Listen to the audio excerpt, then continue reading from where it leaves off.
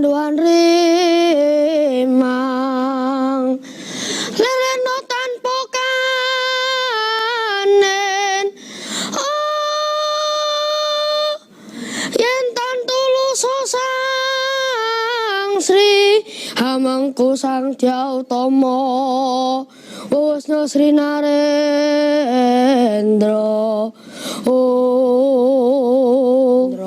Asik. Susah loh ini ya. Dan untuk tahu siapakah guru yang mengajarkan sang dalang cilik, kita lihat video berikut ini. Kemahirannya sebagai penabuh kendang dan gamelan memacu hasratnya untuk terus mengembangkan kemampuan dirinya hingga menguasai seni dalang. Kini, pria asal Malang yang akrab disapa Mbah Warno memilih untuk mengabadikan diri sebagai pengajar dalang dan karawitan dan telah banyak melahirkan dalang-dalang cilik. Nama saya Suwarno, pengajar dalang kecil. Yang melatar belakangi kenapa saya bisa ngajar dalang, itu sebenarnya niatannya itu bukan ngajar dalang, tapi waktu itu saya kursus dalang memang. Kursus dalang itu supaya mengerti dengan wayang, supaya ngerti dengan adegan wayang. Ketika nggarap iringan wayang, menjadi tahu persis apa sih sebenarnya dan bagaimana sebenarnya wayang itu. Karena megang wayang itu tidak sama dengan megang alat lain. Minimal ketika megang wayang, plek, wayangnya itu tidak sebagai alat, tapi sebagai media. Mengajarkan seni wayang kepada anak-anak, besar harapan Suwarno bahwa generasi muda tidak kehilangan akar budayanya sendiri. Anak-anak muda, generasi kita, generasinya orang Jawa, ketika nonton wayang menjadi tidak mengerti wayang, tidak mengerti ceritanya wayang, karena tidak tahu bahasanya wayang. Banyak ajaran dan nilai luhur yang sejatinya bisa diterapkan sejak dini melalui seni wayang. Orang Jawa itu punya istilah ya, mutu klungsu melu udu, yang artinya tidak hanya berbicara, marilah kita langsung kita kerjakan apa yang bisa kita perbantukan untuk generasi. Paling tidak ketika bahasa Jawa itu dipelajari mulai dini, maka tidak akan salah lagi, mereka akan mengerti dengan bahasanya wayang. Karena di sana sudah penuh dengan ajaran-ajaran, dengan ajaran-ajaran sopan santun, ajaran-ajaran unggah-ungguh, etika. Itu di sana penuh sekali. Nah, Mbak Warno kan sekarang punya sekolah dalang. Iya. Saya bisa sebut sebagai sekolah dalang. Iya. Dan murid Anda sekarang berjumlah? Sampai sekarang sekitar 36. 36 semuanya dari awal Anda dirikan. Dari awal. Iya. Nah, saya dengar ada dari Australia, ada dari beberapa negara-negara lain ya. Iya. Nah, itu bisa ketahuan sampai ke sana, gimana ceritanya? Ketika ada pertukaran mahasiswa, itu tidak tahu di Unmuh atau di UIN, itu biasanya mesti mengikuti ke Sanggar. Oh, mampir ke Sanggar Anda? Ya, mampir ke Sanggar. Nah, dari sana akhirnya mereka kepingin belajar, kepingin tahu lebih dekat lagi itu seperti apa. Loh, berarti tuh kalau misalnya bule-bule yang belajar di tempat Anda harus bisa bahasa Jawa dong? Iya. Dan mereka bisa? Bisa. Wah, orang Jawa harus malu ini. Ada yang orang Jawa di sini? Coba angkat tangan. Saya yakin bahasa Jawanya nggak sebagus si bule-bule itu nih. Oke. Iya. Ini berapa lama kalau seperti foreigners gitu ya, seperti bule-bule itu untuk belajar kan pasti beda dengan si dalang cilik nih. Iya. Kalau bule-bule pertukaran mahasiswa itu biasanya paling lama itu hanya 3 bulan. Hah? Paling Lebih cepat lama malah? 3 bulan. Iya. Paling lama itu hanya 3 bulan. Nah, mereka saya bimbing mulai dari percakapan dasar sampai dengan percakapan yang tertentu. Seperti itu. Ini menarik loh. Beliau ini sebenarnya bukan kalau kesehariannya bukan sebagai pendalang justru. Iya, bukan. Justru bukan sebagai musisinya, karawitan ya. Iya. Yang main gendang gitu. Tapi ngajarnya malah ngedalang. Ngajarnya Dan tadi kita sama-sama saksikan di VT, beliau belajar ngedalang karena ingin tahu ngiringin apaan. Iya. Supaya jelas yang dimainin ya. Iya. Tapi malah yang Anda ajarkan adalah akhirnya berdalang, bukan Berdalang. bukan main gendangnya. Main gendangnya ya. Apa? Kenapa itu, Pak? Memang yang terjadi itu ketika anak-anak itu kepingin menjadi dalang, saya ajarin dalangnya dulu. Oke. Bukan berarti tidak diajari musiknya. Tapi ketika sudah bisa dalang, kemudian bisa vokalnya, contohnya odo-odo tadi. Nah, odo-odo itu harus tahu nadanya berapa. Maka sekaligus di situ akan diajari musiknya. Seperti itu. Oh, jadi sekalian sebenarnya Iya, satu paket sekalian ya. seperti itu. Oh, ini ternyata rumit juga ya untuk menjadi seorang musisi tradisional. Ya. Dan sekarang juga saya rasa udah semakin sedikit ya, Pak. Iya. Iya. Ada nggak kekhawatiran Anda suatu saat ini akan punah? Kalau khawatirnya sih tidak. Karena saya yakin diisi Solo dengan isi Jogja, ya. itu setiap tahunnya itu berapa ribu dalang yang sudah diwisuda. Oh ya? Iya, seperti itu. Hanya saja bahasa Jawa sudah mengatakan, tadi sudah sempat disampaikan yang di sana, bagaimanapun yang namanya getok tular pengetahuan dan ilmu itu tidak di sekolah pun itu bisa. Jadi istilahnya saya hanya klungsu melu udu tadi. Yang artinya? Yang artinya mari tidak sebatas ajaan saja. Tapi Mari kita kerjakan. lestarikan, mari kita budayakan, mari kita tidak seperti itu, tapi langsung kita mengerjakan apa yang perlu kita kerjakan untuk mempersiapkan generasi ke depan.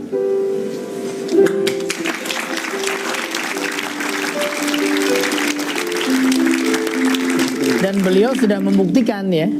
Sudah membuktikan tuh nggak hanya diam ya, Pak ya. Iya. Nggak hanya ngajak-ngajak doang, tapi Tidak. kerjain gitu ya. Tidak acak-acak doang, langsung kita kerjakan apa yang harus kita kerjakan. Kalau saya boleh tahu, Pak, dalam 1 bulan ada berapa pementasan biasanya? Biasanya pementasan itu 6 bulan. 6 bulan itu dalam bentuk parade. Maksudnya 6 bulan sekali gitu? Iya, 6 bulan sekali. Itu anak-anak didik saya itu saya paradekan. Oh, oke. Enggak, yang saya maksud Anda sebagai senimannya, sebagai pelakonnya. Kalau dihitung kira-kira 1 bulan itu minimal ada 4 pementasan. Cukup itu untuk kebutuhan hidup? Cukup, insya Allah cukup. Jadi, karena yang jelas moto saya itu bukan uang, tetapi biarlah uang itu yang menghampiri saya. bukan main. Nah, dari murid-muridnya Bapak yang sudah mencapai level ini udah paling ngetop nih, ada nggak tuh? Ada, Di mana sekarang? masih di Malang. Masih di Malang. Kalau yang dari luar negeri? Yang dari luar negeri sekarang ada di Amerika. Di Amerika. Tapi itu orang-orang Amerika atau orang Malang? Orang Amerika, Orang Amerika. Dan dia manggung, juga ngebawain cerita-cerita Jawa. membawakan cerita-cerita Jawa dan ngendang tari dan bisa gender dan bisa dalang juga. Oke. Saya jadi cemburu nih sekarang. Cewek itu, Mas. Cewek. Tapi Anda ada kekhawatiran nggak sih, Pak? Maksudnya ada semacam kecemburuan pada saat orang asing datang ingin belajar, Iya. sementara orang-orang kita sendiri mungkin lebih banyak yang acuh tak acuh gitu. Iya. Itu yang sebenarnya saya juga cemburu. Terus terang, orang luar itu kalau belajar itu tidak setengah-setengah. Di mana kaki berpijak, di situ langit dijunjung tinggi. Itu orang luar negeri. Bukan berarti saya ngelem orang-orang luar negeri, tapi itu kenyataannya seperti itu. Contohnya realnya seperti apa, Pak? Realnya seperti ini. Saya punya murid dari Cicago, cewek itu 2, dan dia belajar dalang, belajar kerawitan, itu sekaligus itu bahasa Jawanya. Bahasa Jawanya kerawitan itu apa? Bahasa Jawanya demung itu apa, dan sebagainya dan sebagainya. Jadi semua alat itu mereka bisa. Sampai istilah itu mereka kupas semua. Ini apa namanya? Jadi detailnya dia pelajari betul ya. Oke Pak, itu. jangan dibahas kebanyakan dulu. Saya udah mulai pusing nih sama istilahnya. Nanti kita kupas lebih jauh lagi. Dan saya pengen tahu cerita waktu Anda ikut tampil perform di luar negeri.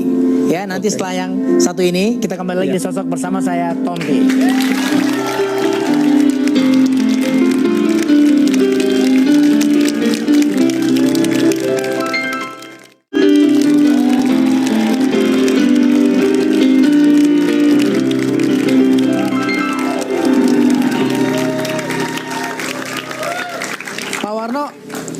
Anda kan sering tampil di luar negeri nih, ya, ngebawain dalang. Itu yang nonton siapa Pak? Bule-bule atau orang Indonesia yang di sana? Kebanyakan yang nonton itu juga bule-bule, tapi juga ada orang Indonesia. Yang bule-bule itu biasanya pelajar dari SMP sampai dengan perguruan tinggi. Oh, yang nonton di sana? Iya. Nah, saya pikir tantangan zaman sekarang dengan zaman waktu Anda masih muda kan pasti berbeda ya. Iya. Apalagi dengan penonton yang belum tentu semuanya mengerti bahasa Jawa. Mengerti saja agak sulit ngedapetin penontonnya. Iya. Apalagi tidak mengerti. Apalagi tidak. Nah, ngehadapin fenomena ini ada terobosan nggak Pak? Misalnya Anda berdalang dengan bahasa Inggris atau berdalang dengan bahasa Indonesia gitu? Iya. Yang jelas ini ada beberapa murid saya yang saya tugasi untuk membuat naskah terobosan yang tidak memakai bahasa Jawa. Dan sekaligus berkolaborasi dengan alat musik lain. Ini maksudnya alat musik lain apa ini? Musik lain misalnya Al-Banjari, atau mungkin jazz, atau mungkin dan sebagainya itu ada. Oh, ini menarik ya, dalang tapi pakai jazz gitu. Iya. Ya, ini ada yang saya tugasi itu murid saya ada 3. Sementara ini udah pernah diperform ditampilkan itu Pak? Sementara masih belum keluar, tapi di sekolah sudah. Di sekolahnya. Ini harus kita apresiasi ya. Artinya sebenarnya Anda udah melihat ya, ada indikasi atau upaya bagaimana caranya untuk mempertahankan budaya ini supaya nempel terus dari generasi ke generasi ya. Supaya tetap disenangi oleh generasi. Ya. Nah, berikutnya kita akan coba lihat VT rekaman dari testimoni beberapa murid Anda ya, yang sudah memberikan kesan dan pesan. Apakah beliau galak atau enggak sebenarnya? Kita lihat nih. Saya dari kelas 3, sekarang sudah 3 tahun. Dari kecil memang suka wayang-wayang gitu. Itu belajarnya kalau karakter wayang itu sambil belajar mainan wayangnya. Saya pernah mentasin itu jejeran sama perang. Udah itu aja. Dulu itu pertamanya sukanya itu wayang orang dulu. Sama kakek sering diajak ke Sriwedari dulu di Solo. Setiap malam nonton wayang orang. Jadi habis itu suka, terus habis itu pindah ke wayang kulit. Kenapa ya Warno tuh orangnya kayak apa kalau lagi ngajar? Sabar. Kalau salah itu gak apa-apa, nanti kalau sudah akhir-akhir itu baru nanti dibenerin dikit-dikit nanti sampai benar. Pertama itu untuk melestarikan kebudayaan juga, terus untuk mempelajari kebudayaan bangsa Indonesia supaya tetap ada gitu. Orangnya itu sabar, suka bercanda gitu, di sela-sela pelajaran orangnya gitu.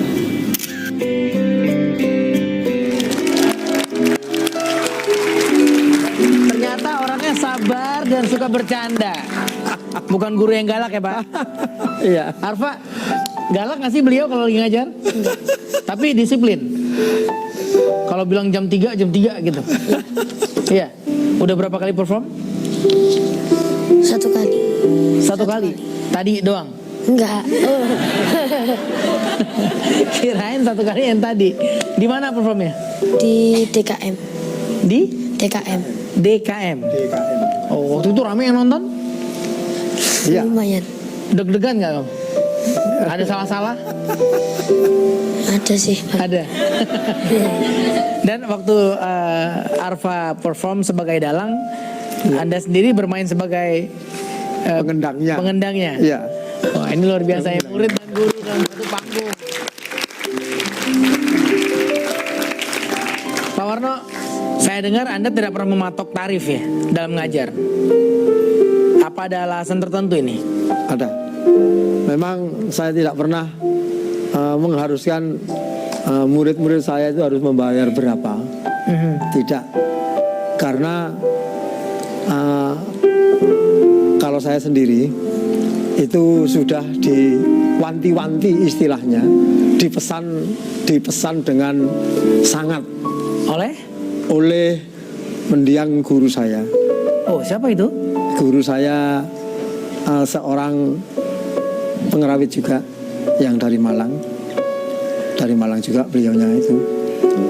Kalau pesan itu hanya 1 kata, 2 kata saja. Dek, wanti-wanti, ojo nganti buka tarif piro-piro. Wanti-wanti itu teramat sangat pesannya itu. Saya hanya menjawab sendiko nesto akan dawuh Pak Guru. Saya gitu. Nah, dari situ kemudian saya pelajari. Ternyata betul. Karena beliaunya itu berpesan, itu ini bukan barang dagangan, tapi adalah sebuah titipan yang harus disampaikan kepada generasi. Maka sebuah titipan itu terserah yang membayar, yang menitipkan, terserah yang menitipkan mau dibayar berapa. Itu namanya bukan memperdagangkan, maksudnya itu. Nah, kalau orang Jawa menyebutnya pituas. Nah, pituase iku mau kebecikan iku manggon ono awake dhewe-dhewe, ora manggon ono ndek wong liya. Nah, maka dari situ saya perhatikan betul bahwa saya tidak boleh mengambil tarif berapapun. Tidak. Jadi seikhlasnya ya.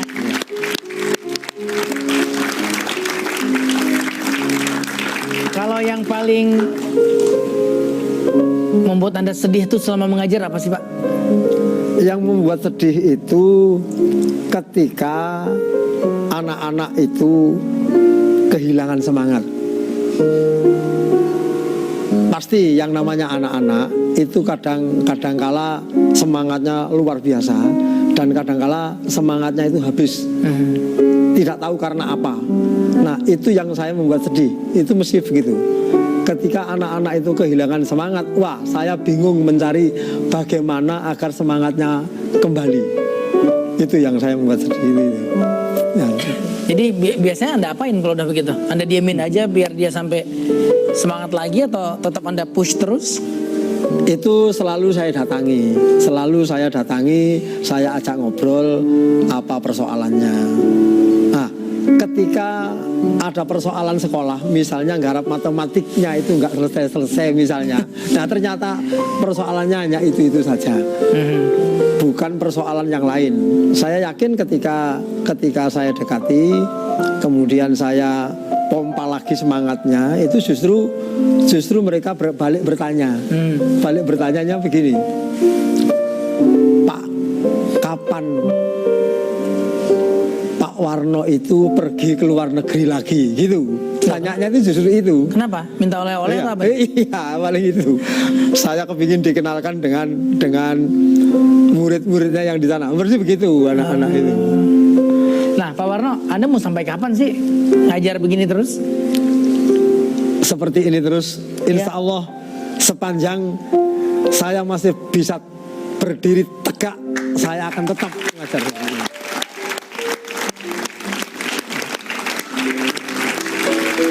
Nah, ini pertanyaan terakhir saya. Apa kepuasan tertinggi atau pencapaian tertinggi Anda hingga saat ini? Pencapaian tertinggi hingga saat ini ketika anak-anak didik saya itu bisa berdiri tegak dengan apa yang saya sampaikan lewat pedalangan atau karawitan. Mereka bisa manggung membawa misi dan visinya sendiri atau titipan dari negara, itu berhasil luar biasa. Itu kepuasan saya di situ, walaupun saya tidak di situ. Asik. Pak Warno, terima kasih banyak ya. Sama-sama. Nih malam ini saya belajar tentang dunia perwayangan, tentang pendalangan sedikit-sedikit, jadi saya jadi lebih tahu. Dan kisah Pak Warno ini sudah di-print dan ditayangkan di Sosok Kompas Selasa 26 April 2016. Ini ada cetakannya. Suwarno mendorong regenerasi dalang, bukan main. Terima kasih Pak. Sama-sama.